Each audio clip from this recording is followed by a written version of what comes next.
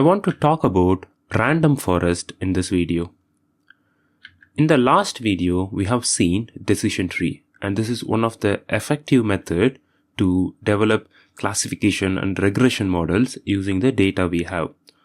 Random forest is basically combining multiple decision trees to get our decision. So rather than just relying on one tree, we'll build multiple decision trees, and then we will somehow combine the output of those decision trees to get our final result.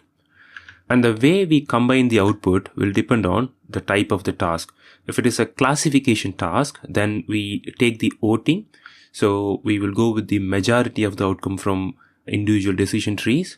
If it is regression, then we'll do something like averaging. We'll take the output from each of the decision tree, then we will take an average of that. So this is how we'll combine the output from random forest. Okay.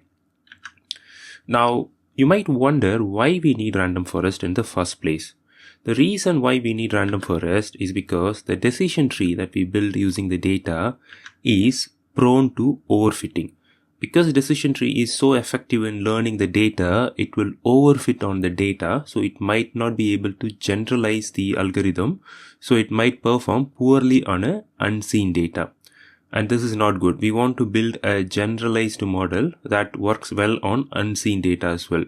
So random forest is one of the way in which we can overcome the overfitting problem. Now, how do we create this random forest, right? So the problem is we have data, and with that data we are creating decision tree. And if we create multiple decision tree with the same data, then all of them will be same. All of them will be same tree, and there is no randomness in it. Which means all of these tree will come up with exactly same result when we apply it on an unseen data, and it defeats the purpose of random forest in the first place, right? So how do we solve this problem? The way we solve this problem is using something called bootstrap sampling. So what we will do, rather than using the same data to build different decision tree, we'll do something called bootstrap sampling, which is basically we take n samples from the original data set with replacement. Okay, so we'll create multiple n samples like this. So each of these sets will have n samples from the original data set with replacement, which means some of these sample sets may have same records and some of them may not have a record at all. Okay, so that is what bootstrapped sampling with the replacement means. Okay, so now we have different data set. We use this data set to create different trees now. Okay, because the data set itself is different now, there is a high probability that we'll come up with a different tree when we use these different sets to build decision tree. Now, the way in which we combine the output. So if it is a classification task, we take the voting. If it is regression task, we do something like averaging, right?